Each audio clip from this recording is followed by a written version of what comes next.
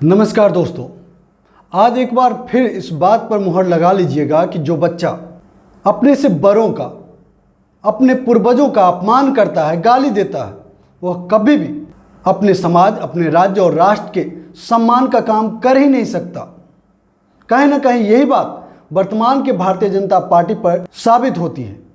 जिस तरीके से पिछले 8 सालों से देश के तमाम पूर्व प्रधानमंत्रियों, हमारे पूर्वजों को गाली दे देकर सत्ता की मलाई चाटनी शुरू की, आज भी वही काम कर रहा है। लेकिन आज उसकी इस गलती का खामियाजा इस देश को पूरी दुनिया में शर्मसार होकर चुकाना पड़ रहा है। जैसा कि आप सबको पता है, भारतीय जनता पार्टी के असामाजिक तत्व, उनके प्रवक्ता नुपुर शर्मा और मीडिया प्रभारी नवीन जिंदल ने जो काम किया, उससे हमारा देश पूरी दुनिया में शर्मसार हो रहा है। अरब देशों ने जब दबाव बनाया, तब उसे भारतीय जनता पार्टी ने अपनी पार्टी से तो छुट्टी कर दिया, लेकिन सरकार बहादुर अब भी उस पर कार्रवाई से बच रही है। कौन करेगा कार्रवाई?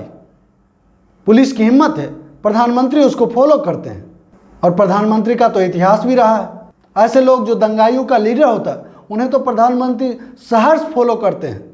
लेकिन दोस्तों, जिस तरीके से तमाम मुस्लिम कंट्रीज ने अपने पैगंबर मोहम्मद साहब के अपमान का बदला लेने के लिए भारत से माफ़ी मांगने की बात कर रहे हैं, वह बेहद निंदनीय है। हाँ, ये सच है, उनके धार्मिक भावनाओं को ठेस पहुंचाई गई, इसके लिए जो भी दंड दिया जाना चाहिए दें। लेकिन हमारा भारत क्यों माफ़ी मांगेगा? गुनाह एक पार्टी का है, उसके दंगाई प्रवक्ताओं के है। पार्टी माफ़ी मांगे, उनके जूते जाके चाटे, नाक रगड़ ले उनके पैरों में झुककर।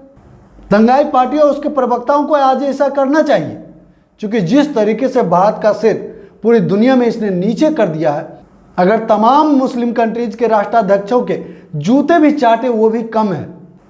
हमारा देश, जिसका सभ्यता और संस्कृति की महान इतिहास रहा है, ऐसे देश में जनता को बरगला करके सत्ता पर काबिज होते हैं और देश का माथा बार बार शर्म से झुकाते हैं, देशवासियों को शर्मसार करते हैं। दोस्तों, मैं इस बात के बिल्कुल खिलाफ हूं कि हमारा भारत सार्वजनिक तौर से मुस्लिम कंट्रीज से माफ़ी मांगे। हाँ, चाहे तो संघी नरेंद्र मोदी भारतीय जनता पार्टी का पट्टा ओढ़ के तमाम मुस्लिम कंट्रीज से माफ़ी मांग सकते हैं। और 2 दिन पहले संघियों के कुलगुरु मोहन भागवत जो ज्ञान दे रहे थे, पिछले 10 दिनों से जब मुस्लिम समुदाय देश में अपने पैगंबर मोहम्मद साहब के अपमान के लिए नुपुर शर्मा और नवीन जिंदल के गिरफ्तारी की मांग कर रहे थे, तब उनके मुंह से कोई शब्द नहीं निकला। उन्हें भी माफ़ी मांगनी चाहिए। आखिर संघियों और भाजपाइयों के कुलगुरु जो हैं, आपने क्या शिक्षा दी? यही कि दूसरे धर्मों के लोगों को गाली दो, उसके ईश्वर को गाली दे, उनका अपमान करे? दोस्तों, वह दिन दूर नहीं जिस तरीके से भारतीय जनता पार्टी आज चल रही है। एक दिन तालिबानियों की तरह, जिस तरीके से तालिबान आज पूरी दुनिया में आतंक का चेहरा बन चुका है ना, वैसे ही भारतीय जनता पार्टी, कहने को तो आतंकी भी कह सकते हैं, लेकिन फिलहाल भारतीय भाषा में दंगाई का टैग लग चुका होगा। पूरी दुनिया में भारतीय जनता पार्टी को दंगाई पुकारा जाएगा। जिस तरीके से अमेरिका सहित कई देशों में बजरंग दल जैसे हिंदुवादी संस्था आज अपने अतिवादी चाल चलन और कार्यक्रम के कारण बैन है, ठीक उसी तरीके से भारतीय जनता पार्टी भी एक दिन बैन हो जाएगी। जरा सोचिए, देश में कानून का राज है। आप सबने देखा कि पिछले दिनों जिस तरीके से कानपुर में दंगा हुआ, और दंगा होने के बाद, दंगा होने से पहले अजीब विडंबना है इस देश का कि जब से मोदी सरकार आई है, बीजेपी का प्रभुत्व इस देश पर हुआ है, तब से हमारी इंटेलिजेंस कोई काम नहीं करती। हाँ, जब कोई घटना हो जाती है तब हाय तौबा मचाते हैं। और विडंबना तो अजीब ये भी है ना कि कितने भी घटिया से घटिया कुकर्म कर लिए, लेकिन भारत की महान जनता उस गलती के लिए भी इसे इनाम ही देती है। आखिर क्यों ना ये दंगाई दिन रात दंगाई कार्यक्रम को आगे बढ़ाए? हम सब ने पुलवामा देखा, हम सब ने पठानकोट देखा, जो आतंकी हमारे बॉर्डर पर थे, बॉर्डर के आसपास के एरिया पर हमला करते थे, वो हमारे सेना के ऊपर हमला कर दिए। इसके बावजूद भारत की महान जनता, बाप रे बाप, 56 इंच का सीना, मोदी सरकार है, अब तो कहीं आतंकी घटना होती ही नहीं है, दंगे होते ही नहीं। दिल्ली में फूल बरस रहे थे, दो बार जो दंगे हुए वो दंगे नहीं थे, वो फूल बरसाए जा रहे थे दिल्ली वासियों के ऊपर। कानपुर में दंगे नहीं हुए, लिंचिंग नहीं हुई, पुलवामा में 44 जवान नहीं, 44 संघियों ने अपनी बलि दी देश की मजबूती के लिए, है ना।